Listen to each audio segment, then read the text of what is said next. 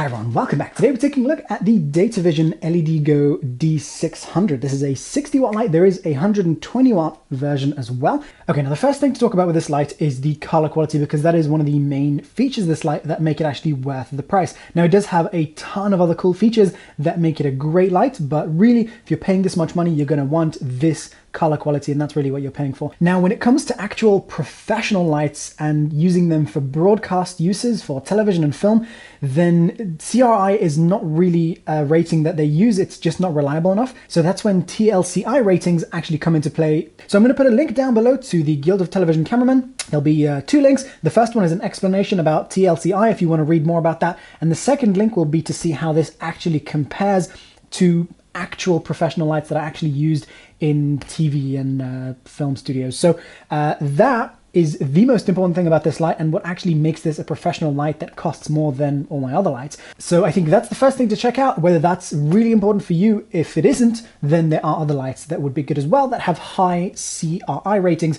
but that aren't actually quite as good as this light when it comes to being really accurate. Now in this test over here, we're looking at how this light actually mixes together with sunlight. Now this is not direct sunlight, it's coming in through a window and it is a little bit overcast, so this is not exactly perfect daylight color temperature, but this will give you a little bit of an idea of how this works together with window light. And as you can see in the example, there is a very small color difference between this and daylight, which is to be expected because daylight changes color throughout the day. Things like clouds and bouncing off foliage and the position of the sun in the sky, they all make a difference to the color of the light, but this does work very well for mixing together with daylights. It's got a lovely Fresnel attachment which works really well and is of course zoomable through here. It also has options for attaching batteries. Here I've got my Kayo Max Star battery. This works really well for about 3 hours at maximum power, so that's really nice. And both the battery holder and the AC adapter holder can clamp onto your light stand, which is a lovely feature. Just keeps things really organized and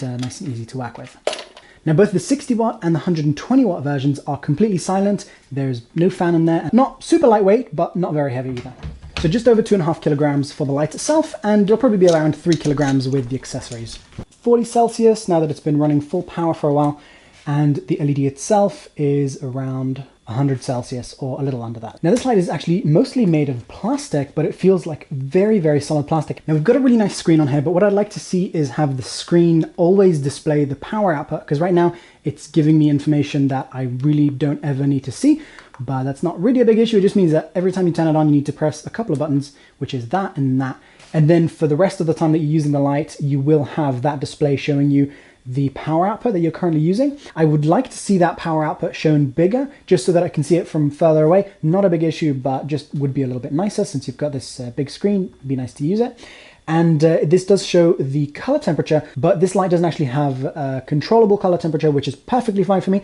Personally, I don't like to choose lights that have a variable color temperature because it means that I'm paying more money and getting less power output in most cases. So a light like this that has a fixed color temperature, perfectly fine for me. So we've got a few more buttons here and they don't really do much. We can change the channel through the buttons here, but that's about it. Now this light does have a remote. I'm not sure if it comes with the remote or not. Same goes for all the other accessories. You have to, check and see what you're buying, the package that you're buying, what accessories it comes with. So this remote works, but it's being a little bit buggy. I've had issues like this with other remotes as well. But this remote, for some reason, this used to work, but now the second time I've tried it, this actually doesn't turn it on and off. It controls the brightness, but it won't turn the light on and off. So it works, sort of, and this is a very sort of cheap feeling remote. It doesn't feel high quality at all, just huge and bulky. Uses 3 AAA batteries, which is good, easy to find and replace. A little attachment that has the Fresnel lens. And instead of that, what I'm going to do is attach this piece. Now this piece allows me to connect the LEDGO Softbox, or the same piece allows me to connect other accessories which have a Bowens mount. So for example, if I want to use something like this, like a grid, then that would clip onto there using the standard connector for Bowens. Same thing goes for big softboxes or whatever it is you want to connect to there. You've got a nice adapter. So here's the LEDGO Softbox, which is actually really nice, and I love how quick this is to open and close. And I do personally prefer larger softboxes than this, but this is a very nice softbox. As long as you can get it, not too far away from your subject, then this can create very nice soft light. And when you want to actually open and close the softbox, it's super easy. You basically just do that.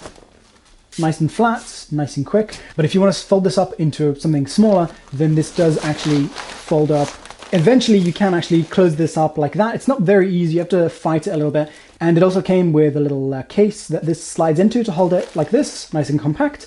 And then when you want to open it up, and it folds up, and then to open it back up,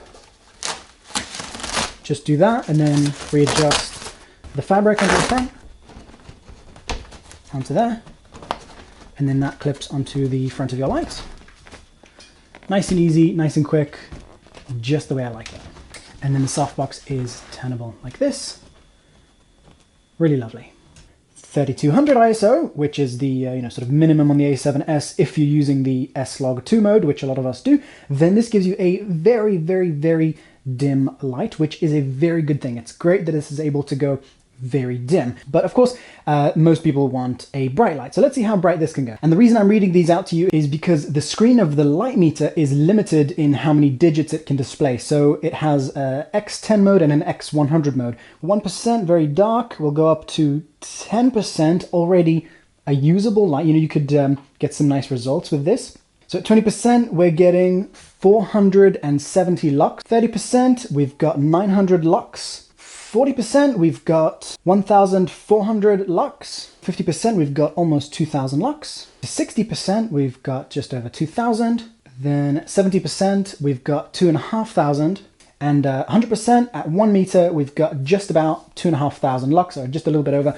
And so as you can see, the last little bit, between 80 and 100 doesn't make much of a difference. At 23%, we're getting correct exposure at ISO 100 and f1.8. So now let's see, if you don't have a fast lens or if you want to use a zoom lens, so we'll go up to f2.8 and we're going to set our ISO still at 100. At about 42%, we've got a nice exposure.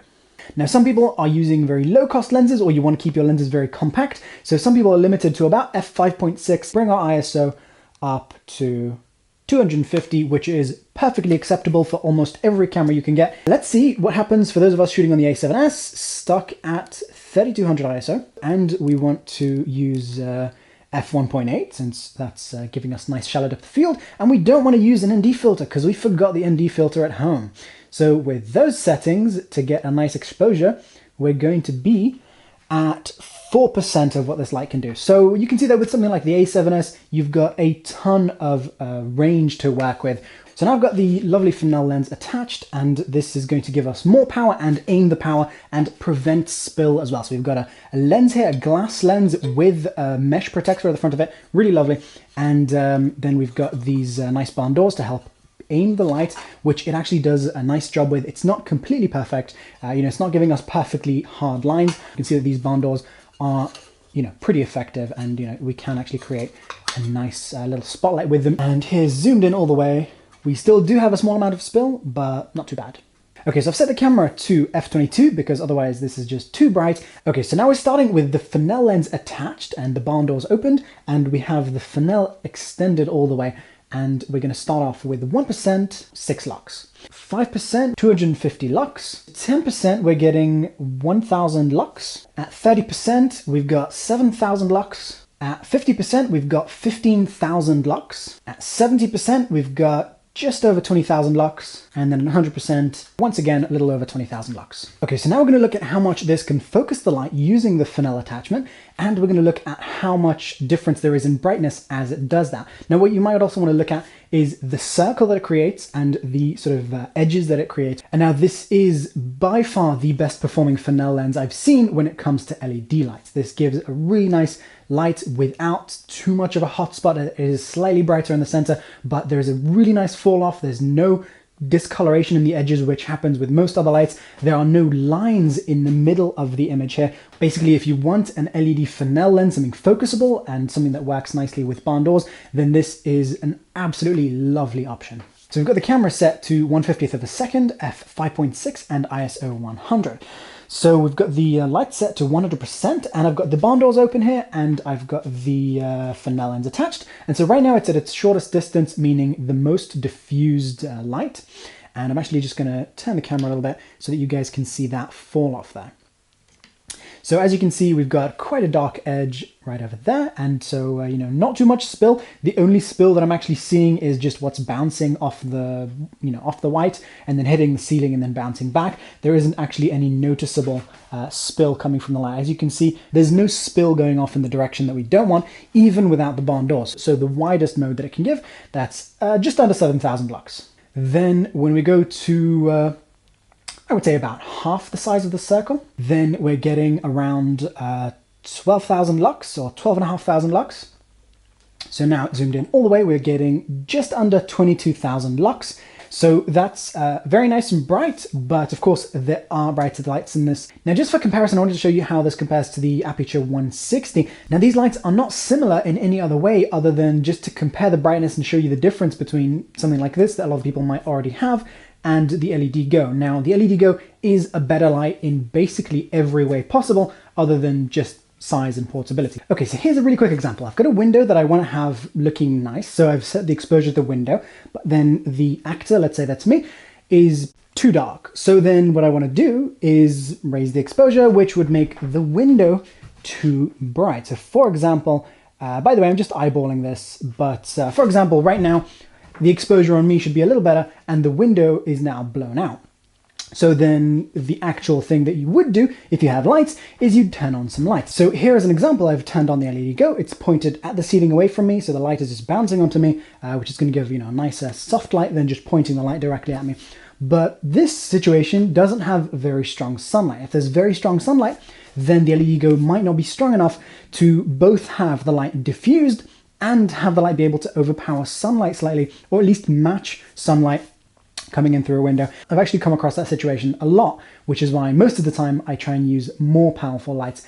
Okay, so I've got the camera set to auto ISO so that it will change the exposure as I change the brightness of the lights, and we're just going to do a quick flickering test. So right now I've got it set to 1/50th of a second. Obviously at 1/50th it's perfectly fine, and we're going to go up in case you want to shoot some slow motion. So 1/100th of a second, perfectly fine. Change it to different brightnesses, no flickering issues. We're going to do a nice big jump up to 1/500th of a second, which once again you wouldn't use unless you're shooting slow motion, or if you, I don't know, forgot your ND filter or something, which is not recommended, but yeah. So 1/2000th, no problem, no flickering. Testing out different brightnesses. This is maximum brightness, and we'll go all the way down to almost minimum brightness. That's fine. And just jump all the way up to 1/8000th of a second, which is the maximum that most cameras will do. Actually, some will only go to 1/4000th. But yes, that's perfectly fine. No flickering issues. Really good job on the dimmer on this light. So yeah, awesome. Now I don't actually have a slow motion camera right here to show you with this, but as you might know, slow motion cameras do need a lot of light depending on what camera you're using. So this might work for some slow motion uses, but it's not really ideal since it's not giving a huge amount of light compared to some other lights. So in conclusion, this light is pretty awesome, and I think it's definitely worth the money if you're a professional and you need this kind of color quality. But if you're working on a lower budget, then there are other great lights, and they will in most situations be less restricting when it comes to your exposure settings and your lighting, and being able to diffuse the light more. Once again, this works very well in a closed environment where you're just using lights like this rather than having to fight sunlight. So obviously I can't really say whether you should buy this or not. It really depends on your uses, but when it comes to actually, whether this light is good, hell yes, it's fantastic. Alright guys, thanks for watching. Visit my channel for lots more awesome filmmaking and photography videos, like lighting techniques, DIY projects, behind the scenes tutorials, cameras, lenses, adapters, shoulder rigs, stabilizers, flashes, LEDs, microphones, bags, straps, studio backgrounds, tripods, float heads, sliders, multi-tools, and lots more cool stuff.